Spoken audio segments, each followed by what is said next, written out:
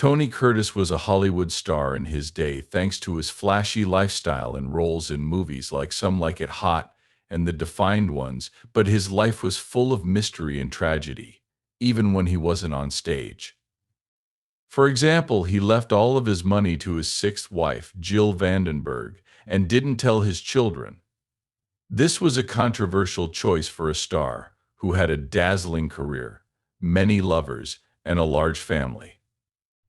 Ever wonder if it was out of love or some kind of manipulation? Join us on an exciting journey through Tony Curtis's rise from obscurity to fame. The mysterious stories behind Tony Curtis's charming smile, including how his contested will came to be. Tony Curtis was born Bernard Schwarz on June 3, 1925, in East Harlem, Manhattan. His mother was from Michalovce, Slovakia, and his father was from Opel, which is close to Mintaka, Hungary. During the Great Depression, his family of five from the Bronx, New York, lived in a small room behind his father's tailor shop. They were determined to make it until Tony was 6 years old. Tony had trouble fitting in at school and communicating because he only spoke Hungarian. He was behind his classmates academically on top of everything else he went through as a child. The family felt trapped and deprived in the small room behind his father's shop, and when Tony and his brother Julius were 8 years old, their family sent them to an orphanage for a month because they couldn't afford to care for all of their children. Tony, who was still very young at the time, felt abandoned and angry. Because of this event, he felt pain and loss for the rest of his life. His brother Julius was killed by a truck over 4 years later. As if that weren't bad enough, Julius was only 12 years old at the time. Because of this tragedy, Tony's sense of duty to protect his family and the pain of his loss never fully healed. Tony also had a troubled family life on top of his money problems and the deaths of loved ones. His mother Helen's violent and erratic behavior was caused by schizophrenia because of her uncontrollable tantrums. Tony had a traumatic upbringing in which love and safety were constant necessities. He said that she could quickly change from loving embraces to violent outbursts. On the other hand, he inherited his mother's love of the arts from her lucid periods. Helen often took Tony to the theater to see double features, and it was during these trips that Tony first experienced the magic of the movies.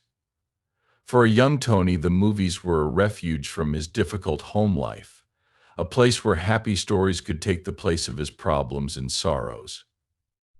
Going to the movies with his mom started Tony's love for movies, which would continue to grow and thrive throughout his life. Tony took up painting when he was 13 years old after getting romantically ill. This was another hard time in his life, but it gave him a new way to express himself creatively. While he was stuck inside, he let his feelings and thoughts flow freely as he drew, expressing his pain, longings, and hopes for a better future. Art became an outlet for Tony, and in his paintings he found freedom and self-worth. The beauty in each work helped him get through the dark times of his youth and gave meaning to his hardships after the Pearl Harbor attack. To get a fresh start and get away from his boring life, Tony saw the Navy movie starring Tyrone Power and Cary Grant and decided to join the U.S. Navy. His duty ship was the USS Podium, which was a support vessel for submarines in the Pacific Submarine Force. Discipline, patience, and endurance were skills Tony learned at sea that helped him not only get through hard times but also get through the tough times in the movie business. One of Tony's most memorable experiences was seeing Japan surrender from the USS Podium in Tokyo Bay on September 2, 1945. Tony's time in the Navy taught him the value of grit and how life is always changing and unpredictable. His time in the Navy strengthened his resolve, disciplined him, and opened his eyes to new perspectives, preparing him for the difficult path that lies ahead in the performing world. Tragedies, struggles, and unforgettable experiences filled Tony Curtis's formative years, laying the groundwork for his hard but brilliant rise to fame in Hollywood. These struggles gave him a steely resolve and a strong love of the arts. Tony Curtis started his career with a deal with Universal Studios that let him start with small roles and build his reputation in the film industry. His film debut was in 1949's Criss Cross, where he played a Roomba dancer opposite Yvonne Di Carlo in an uncredited role. It wasn't much, but it was enough to get people talking and get producers interested. The next movie he was in was City Across the River 1949, which is when he decided to go by the name Anthony Curtis, which is both cute and sharp, making it perfect for an actor. After that, roles in movies like Johnny Stool Pigeon and The Lady Gamble started to come in. His acting skills got better in 1950 with roles in Frances, Woman in Hyde, and I Was a Shoplifter. But in 1951, he got the chance to star in the Middle Eastern adventure film The Prince Who Was a Thief. The role cemented his place as a main actor, and Curtis won over audiences with his assured performances and endearing charisma. The movie was a financial success, and Curtis went from being a supporting actor to a leading man, setting him up for future roles of greater complexity and scale.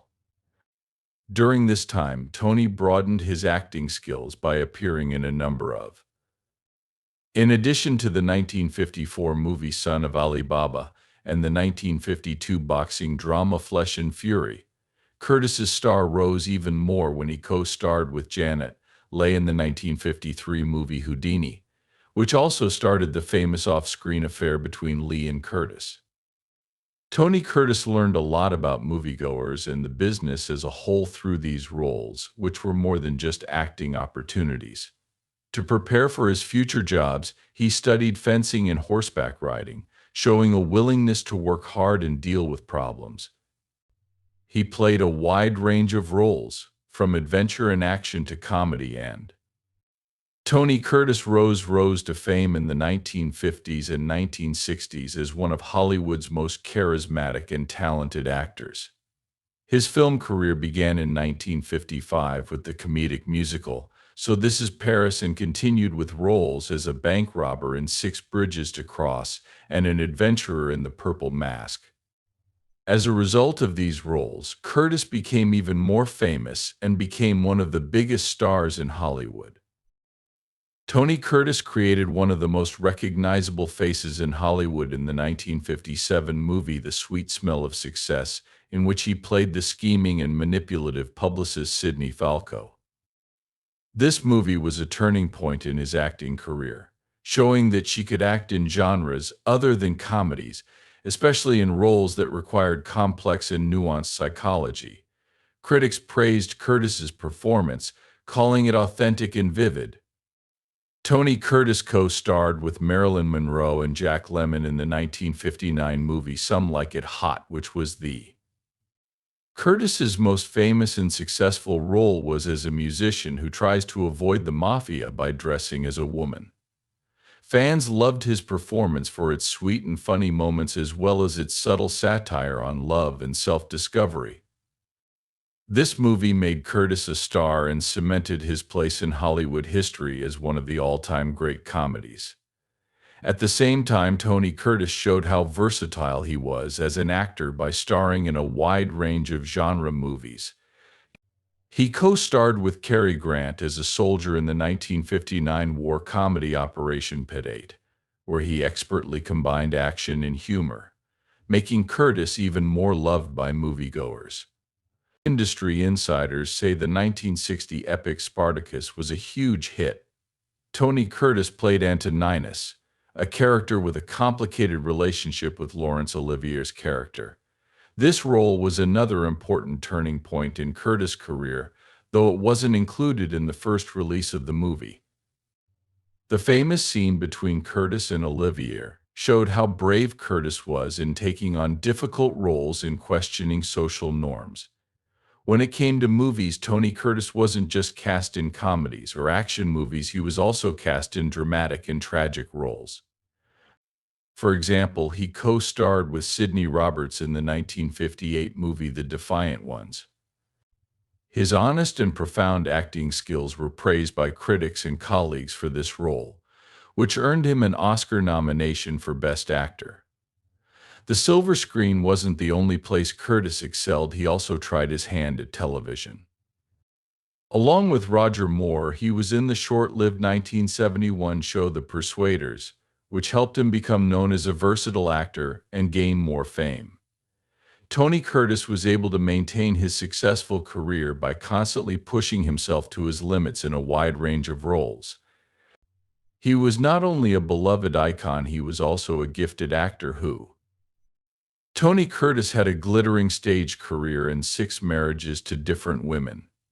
Each had its own history of highs and lows, happy times and sad endings.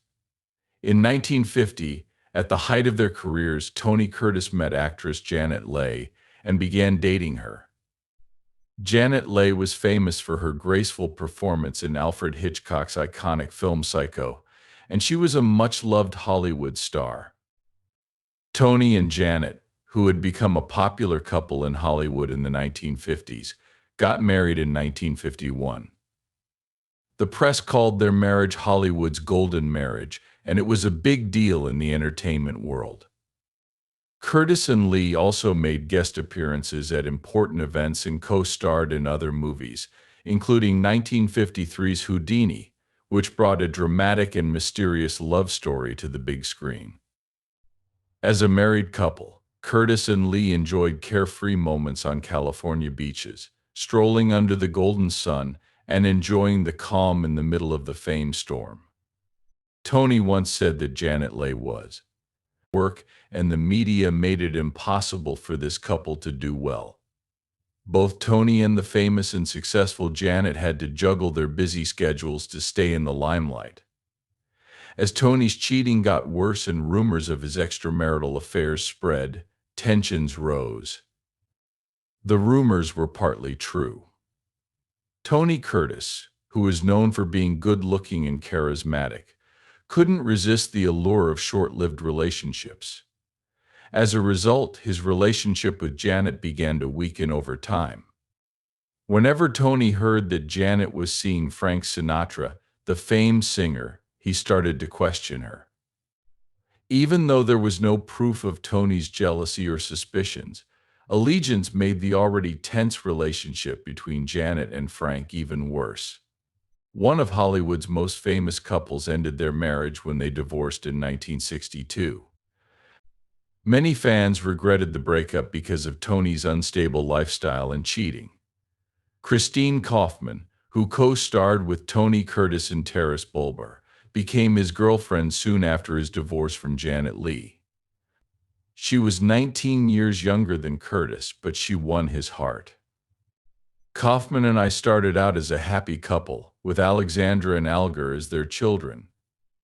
But as time went on, their relationship became more tense because of lifestyle differences and the pressures of fame.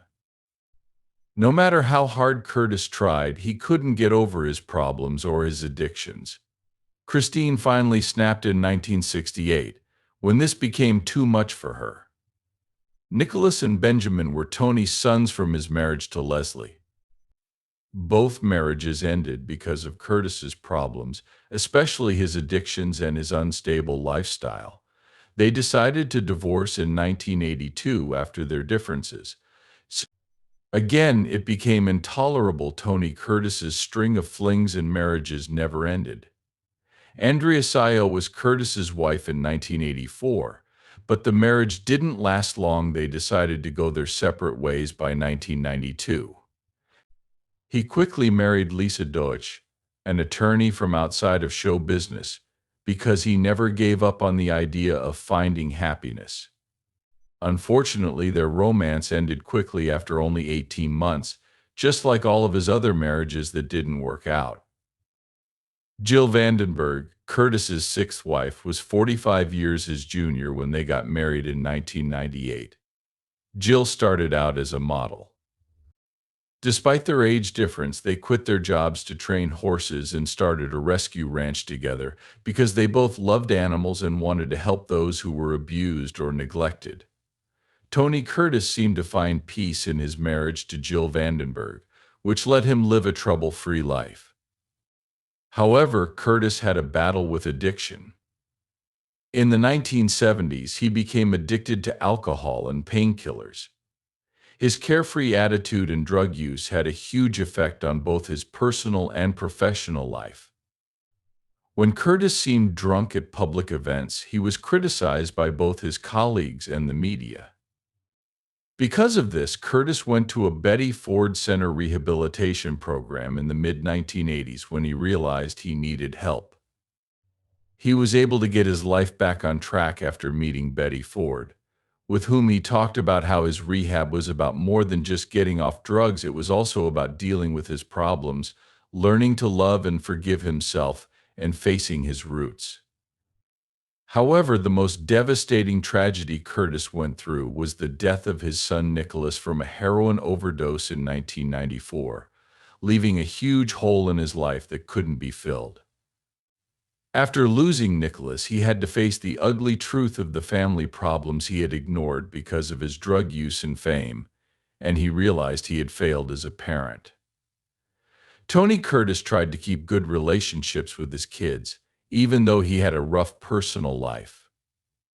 For example, he often talked highly of his relationship with Jim Lee Curtis, his daughter from a previous marriage to Janet Leigh, who became a famous Hollywood actress.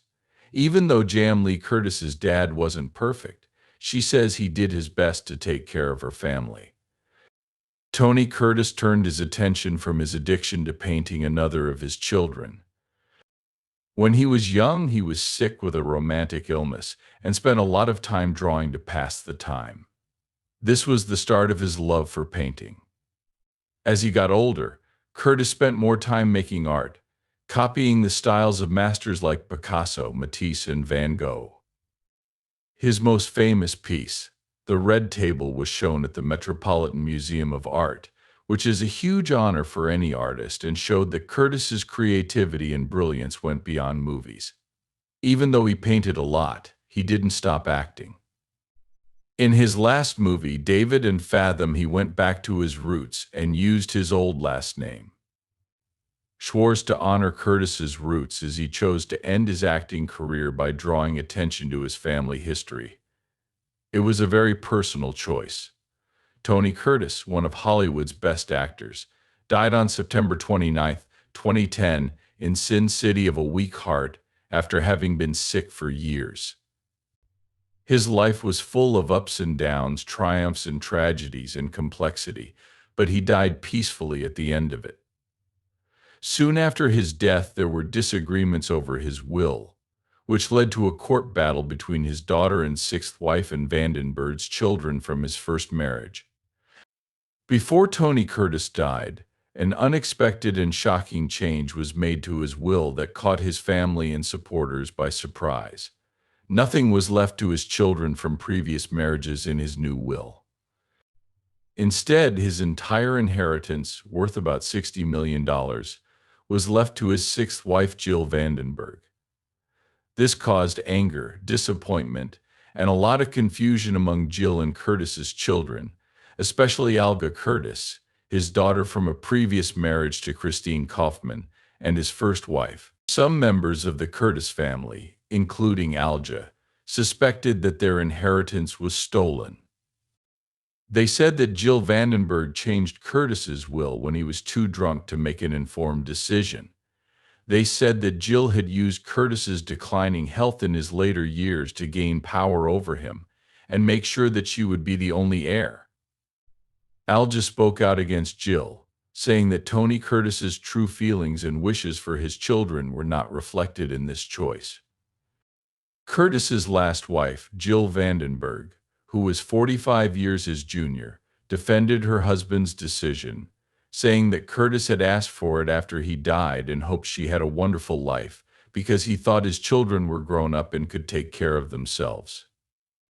Curtis left all of his property to Jill as a way of showing his appreciation and love for her for being by his side during his last years, caring for and supporting him through his health problems. Jill argued for months that the courts should hear arguments from both sides in this long legal battle. Evidence and testimony from Curtis's children, especially his daughters Alja and Kelly Curtis from his marriage to Janet Lee, showed that his will had been changed due to undue influence. Alja said she and her father were very close, and that she didn't understand Curtis's decision to cut off their relationship. On the other hand, Jill Vandenberg and her lawyers tried to prove that Curtis had changed his will willingly and freely, without any kind of coercion. Dr. Curtis's testimony confirmed that he was still cognitively competent and able to make decisions at the time of his will change. The relationship between Curtis and his children had grown distant over the course of his last years, and Jill had no say in his choices, as she revealed. One of the most controversial parts of the case was Jill Vandenberg's decision to auction off Tony Curtis's priceless personal belongings, including artifacts from his life and work. The jacket from Some Like It Hot and letters from Curtis to co-workers were among the things that were auctioned off. The event made a lot of money for Jill, with about 500 items being sold. This made Curtis's children even more angry, as these items were very important to the family, and Allegra Curtis spoke out against the auction, saying that they should have kept them as keepsakes to honor their father.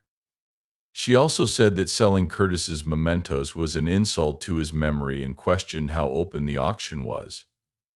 Jill and the auctioneers insisted that Tony had chosen what would be for sale and that they were being honest. Tony Curtis's children didn't get any of their father's money, and Jill Vandenberg was left as the only heir after a long and contentious legal battle. Some of Curtis's grandchildren got a little something, but it wasn't enough to cover the cost of the goods that were for sale. Allegra and Kelly, in particular, felt like their efforts to defend their rights had been for nothing because of this outcome, which made them angry and disappointed, decided to stay out of the legal dispute and keep quiet. Jan Lee said she was financially independent thanks to her successful job and didn't see any reason to challenge her father's will. Fortune, the fact that she didn't dislike her father set her apart from her siblings. Even though Jill Vandenberg won and became Tony Curtis's sole heir, the court's battle permanently ruined his legacy as a great Hollywood star. Curtis's reputation took a hit because of the family's petty fights and disagreements about his inheritance and finances. The life of an artist who had made important contributions to the field and who had persevered through hardship met a tragic end. Tony Curtis was a complicated man whose life was full of ups and downs. He left behind a legacy of great movies and a story of triumph. Thanks for watching. To make sure you don't miss any more exciting videos, please subscribe, like, comment, and share your thoughts. See you in the next video, man.